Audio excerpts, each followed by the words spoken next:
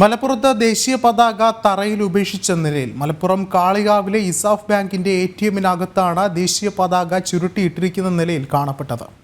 കൂടുതൽ വിവരങ്ങളുമായി zonal Krishna ചേർന്നുണ്ട്. Zonal, എപ്പോഴാണ് ഈ ഒരു സംഭവം ഉണ്ടാകുന്നത്? ഇതിൽ അന്വേഷണം ആരംഭിച്ചിട്ടുണ്ടോ?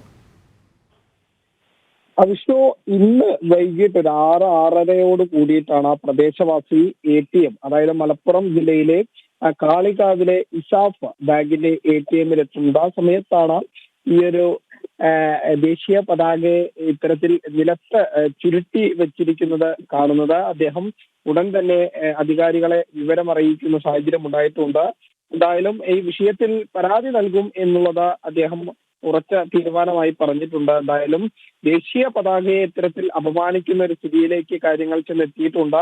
മലപ്പുറം ജില്ലയിലെ കാളികാവിലാണ് ഈ സംഭവം. ഇസാഫ് ബാങ്കിന്റെ ATM കൗണ്ടറിനകത്താണ് ഇത്തരത്തിൽ കയറ് പോലും മാറ്റാതെ ദേശീയ പതാക കൊണ്ട് ചെന്നെത്തിയിരിക്കുന്നത്. എന്തായാലും സോണൽ കൃഷ്ണയാണ് വിവരങ്ങൾ നൽകിയത്.